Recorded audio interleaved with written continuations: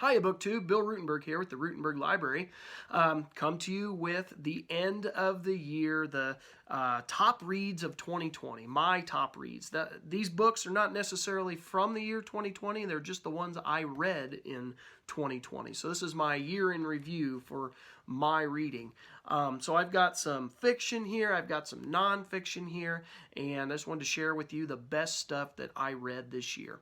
So just to give you some overall stats of what I got done, it was kind of surprising with 2020 being the year that it is. I thought that with all that time, you know, when they shut schools down and all of that, and I was at home with just more time on my hands, I thought I was going to get more reading done. I ended up getting about the same amount of reading as I always get done. I finished, and I'm assuming the 2 books that I'm reading right now, I'll get done these next 2 days, or at least I'm close enough to consider them 2020 books. I will have read 55 total books for the year 2020. 17 fiction and 38 nonfiction. Now those numbers are a little bit different than usual years. So that comes out to about 69% was nonfiction, 31% was fiction, and usually I end up about 85 to 90% of mine is nonfiction. So a lot more comfort reads. That's how I'm kind of viewing this. I did more fiction because those tend to be more comfort reads. And you know, when I have troubles with maybe focusing, I can't read nonfiction as much, and so I go to fiction, and I think that's why my numbers went up on the fiction side. But anyway, so I wanted to give you just the top reads from this year. So I'm going to start with the top 5 fiction books of 2020 for me that I read. And number 5 on my list was a book that I just read last week, and it's not an award-winning book by any means. It's just a feel-good book. Matter of fact, as I was reading this book, I tended to look at it almost like I was watching a Hallmark movie because I knew what was going to happen. You could kind of sense everything that was happening, but this feel-good book, well, it was comforting and I liked it. So it was called The Angel of Bastogne by Gilbert Morris. And this book, basically it talks about the Battle of Bastogne, and these guys get pinned down, and one of the leaders of this group of men goes and saves the day, saves the lives of these his soldiers. And that's the opening scenes. And this book then goes back to the guy that saves everybody. He's an old man in a nursing home or in a veterans hospital, and his son is trying to write a newspaper article because he's a journalist for the Christmas story. And it's usually one of the biggest stories of the newspaper for the whole year, and he's been assigned this, and he uses his dad's story of Bastogne, the Angel of Bastogne, as his main story, and he goes and visits all of those old soldiers that fought with his dad. And anyway, it's a nice feel-good story. I'm going to be doing a book chat on this, so I probably ought to not tell any more about it, but it ranks number 5 on my list. It was just a nice feel-good Christmas story. Number 4 on the list, and you've heard me talk about this all year, is the book Ghost by Jason Reynolds. It's actually a whole 4-book series. It's the track series. It's all about track and field, and it's about these middle school age kids and basically what they go through in life and how it affects their everyday lives. And I just thought that Jason Reynolds did such a fabulous job of taking a tough subject and making it very approachable to everybody. Not just kids, but I think adults could get into this book. So I highly suggest going and finding that Ghost. That's the first book in the series. That's probably the one I thought was the best. Number 3 on my top fiction books of the year was a James Michener book that I am so absolutely glad that I finished. It was called The Drifters, and it is all about I think it was 1968 presidential election, and then just that era, you know, from the late 60s to the early 70s, about these young people who are just kind of lost in this generation, and they move to Europe, and they're drifting around Europe trying to find themselves, dealing with all of the issues of the time period, whether it's drugs, sex, just what does it mean to be a young person in this time period, all kinds of stuff that was going on in the late 60s, early 70s. James Michener, it's a big, thick monster. You heard me talk about this earlier in the year, but it is so worth your time if you can get a hold of that book. Number 2 on my top fiction books of 2020 for me was the book that I just finished this week, a couple days ago, A Time for Mercy by John Grisham. This is his latest book that he's come out with. It is a Jake Bridges novel. It is the third in the Jake Bridges series. You might recall A Time to Kill as the first book, and then Sycamore Row was the second. And A Time for Mercy is book 3 in this series, or what has become a series anyway. And it was fabulous. A very fast read. You get hooked into the characters very quickly, just like you do with all of John Grisham's books and the characters that are in there. And I highly recommend going and getting that. I'm going to be doing a book chat on that also in the near future. And here we go. The book that I never would have ever dreamed would be number 1 on my list, but the book, I can't get it out of my head. And that is why I put it at number 1. It is a classic. It is H.G. Wells's The Time Machine. It's a little bit of science fiction here in the early stages of science fiction. And it was fabulous. It dealt with so many big issues of that time period. There was so many themes wrapped into this story of this guy going back, going ahead in time with his time machine, and the story has stuck with me. Just the ideas that he put through there. So those are my top 5 books, top 5 fiction books for 2020. Now, I broke this into fiction and nonfiction, and I even made a third category, and I'll do that one right now. Top 2 audio books of 2020. I am not an audio guy. I tried it out this time for the first time this year, really, with the big break. I was doing dishes just about every day just to take some of the workload off my wife's plate, and so I was doing dishes, and I flipped the audio book on every day, and so I was trying that out, and I did find 2 books that I really liked. I did not put them in my nonfiction list.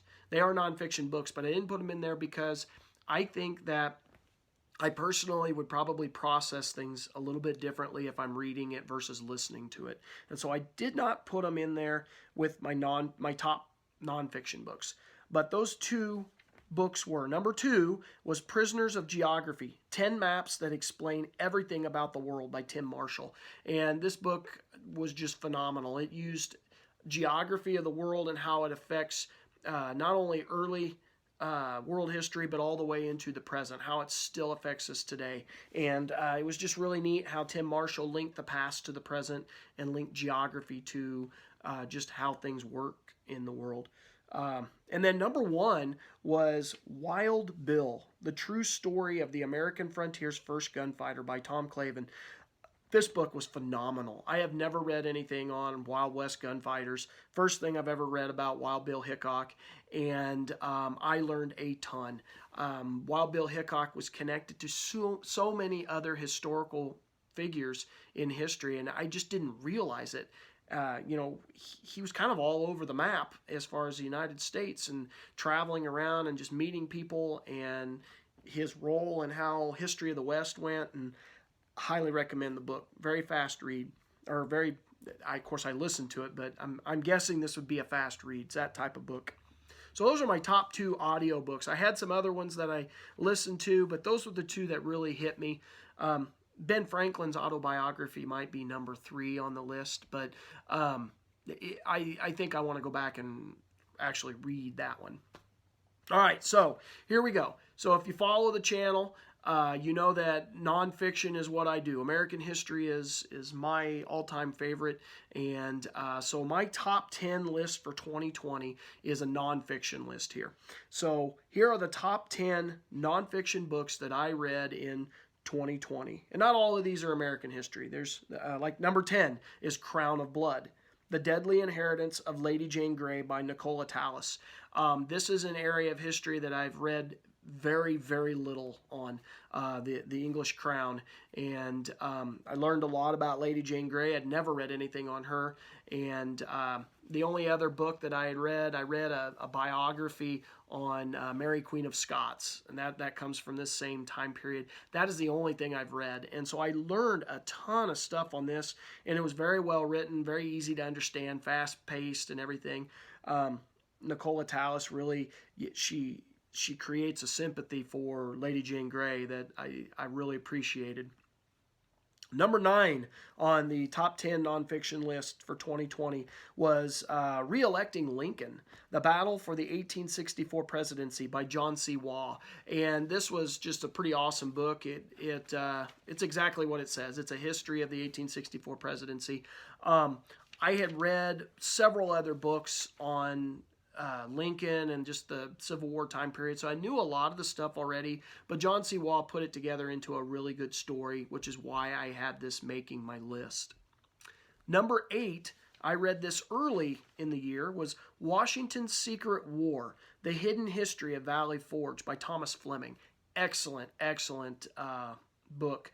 This was a history of Valley Forge, but this was more of a political history, behind the scenes look at what Washington had to deal with as far as, dealings with Congress or the Continental Congress, and having to deal with all of his, I would call them enemies, the other generals who were jealous of his position, and how he had to deal with that in order to make things work for the Continental Army. And basically how building that army at Valley Forge and training that army, how that really saves the day. But there was a lot of politicking involved to get that done. It wasn't just, on the ground training troops. There was a lot more to it than that. So I love that book. That was a good one. Number 7 on my top 10 list is The Bully Pulpit. Theodore Roosevelt, William Howard Taft, and the Golden Age of Journalism. I absolutely love this book. It was by Doris, Kearns, Goodwin. I did this as with a buddy read or a group read, and there were several of us doing this. I think I may have liked it the most out of all of us, but I just enjoy reading about Theodore Roosevelt, and I really like Doris Kearns Goodwin's writing. But I think the best part of the book was what I learned about William Howard Taft, and I learned a lot about the Golden Age of Journalism. With the journalists that were writing, but the stuff on William Howard Taft is what really struck me. I did not know much about him, and I really want to go find some books on William Howard Taft. And that is probably what I took from this book the most. I really appreciate him. He was a heck of a president who does not get a whole lot of credit for what he does. Matter of fact, he gets demonized a lot, and I don't think he really deserves that, especially after reading this book. So anyway, highly recommend that book. Number 6 on my list was Tried by War, Abraham Lincoln as Commander-in-Chief by James McPherson. I would recommend pretty much any James McPherson book. Every one that I've read, I have loved, and this is no exception.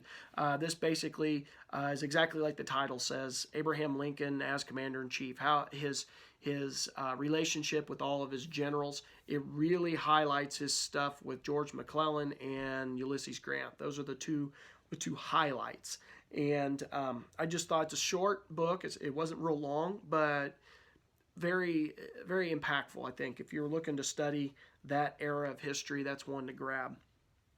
Number 5 on my list was a recent read, or fairly recent anyway, In the Heart of the Sea, The Tragedy of the Whale Ship Essex by Nathaniel Philbrick. And I might actually, before I say this is number 5, all of my top 5, I was sitting there trying to put them in order. These could probably be shuffled any way that you want to. I loved all of them. But anyway, I put In the Heart of the Sea at number 5, and this is basically the true story of Moby Dick, and it was fabulous. It was a short, a shorter book. I did a book review on this. Hopefully, I'll try to put the link to all of these that I did book reviews on in the descriptions for you. But this was an excellent account. Deals with going out on a whale ship, what was life like, when you get a whale, the harvesting of the whale. It gives very graphic details of that. Talks about when the whale attacked the ship and when they got stuck at sea, and survival mode, and cannibalism. I mean, it dealt with all kinds of stuff, and I just thought it was an excellent book. He told a really good story here. Number 4. This was a book that was recommended by Peg at the History Shelf, and I saw it on Todd's Bursting Bookshelf, or bookcase. He had it as one of his books he was showing off, and so I went ahead and bought this, and this ended up being one of the best reads of the year. It's called The Caning, The Assault That Drove America to Civil War by Stephen Puleo. Excellent book about the caning of Charles Sumner. And I knew the basic story. I knew a lot about it, but I did not know about the man who did the caning, and I learned so much about him, and just what was going on in South Carolina, and how this really the author uses this as the pivotal point. I don't know if I totally agree with him, but he does put up a pretty good argument about this. So anyway, highly recommend that book. Number 3 was To America, Personal Reflections of a Historian by Stephen Ambrose. This was a memoir, basically. Awesome book.